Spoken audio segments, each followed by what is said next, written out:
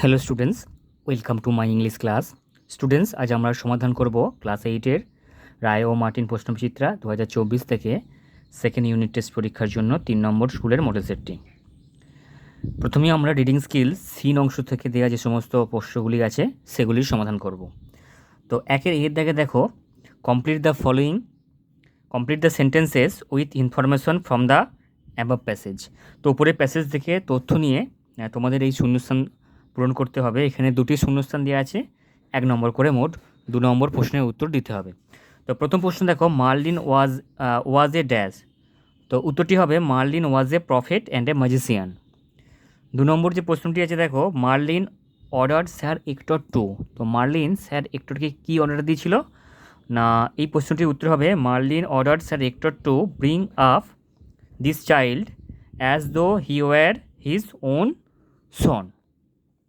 এরপরে বিয়ের দাগে দেখো, এখানে বলেছে fill in the chart with information from the text. তো টেক্সট থেকে তথ্য নিয়ে পূরণ করতে হবে। তো এখানে কজ এবং ইফেক্টের একটি চার্ট দিয়ে দিয়েছে। তো কজ মানে হলো কারণ এবং ইফেক্ট মানে হচ্ছে ফল।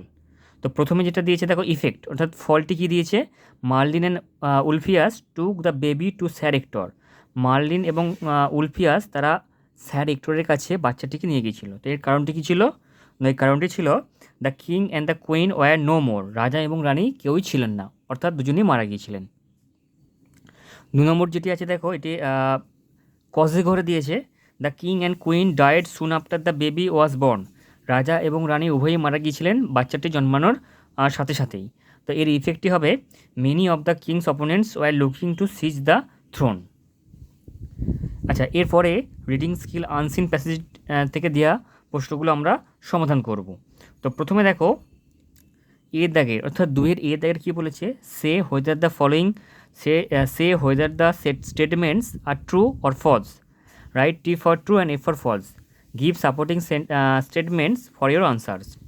তো এখানে তোমাদের ট্রু ফলস লিখতে হবে এবং তার সঙ্গে সাপোর্টিং স্টেটমেন্ট। তো দুটি প্রশ্ন দেওয়া আছে এখানে। প্রথম দেখো, অ্যান্ডস লিভ অ্যালোন, অর্থাৎ পিঁপড়েরা একা বাস করে। তো এটি ফলস হবে এবং সাপোর্টিং স্টেটমেন্ট হবে ants live in groups called colonies.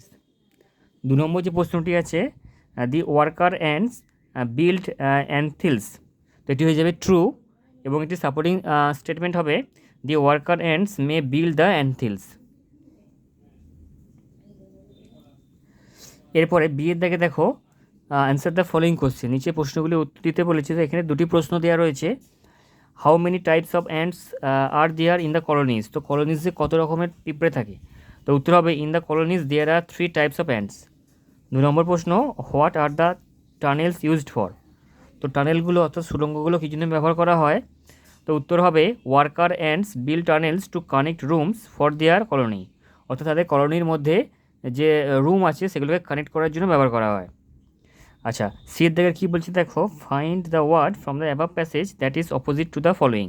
তো এখানে বিপরীত শব্দ লিখতে বলেছে। তো আইডেল কী হবে, এটা বিজি। আইডেল মানে অলস আর বিজি মানে ব্যস্ত। এবার আমরা গ্রামার অ্যান্ড ভোকাবুলারি প্রশ্নগুলো দেখে নেব। 3 দাগে কী বলেছে, ডু অ্যাজ ডাইরেক্টেড, নির্দেশ অনুসারে করতে বলেছে।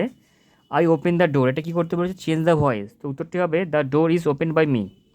2 নম্বর দেখো, they pushed each other and played hide and seek. তো কী বলেছে, identify the linker and state what kind sentence. আচ্ছা, এটা হচ্ছে অ্যান্ডটা হচ্ছে লিঙ্কার এবং এটা হচ্ছে কম্পাউন্ড সেন্টেন্স। 4 দাগে দেখো, feel in the blanks with article and preposition. তো এখানে আর্টিকেল এবং প্রিপোজিশন দিয়ে করতে হবে। দি WBCHSE came into existence in 1975. It is an autonomous examining body responsible for conducting examination. তো এই ছিল তোমাদের 3 নম্বর মডেল সেট থেকে প্রশ্নগুলির উত্তর। নেক্সট ভিডিওতেও তোমাদের সঙ্গে দেখা হবে পুনরায়। Thank you so much for watching my video.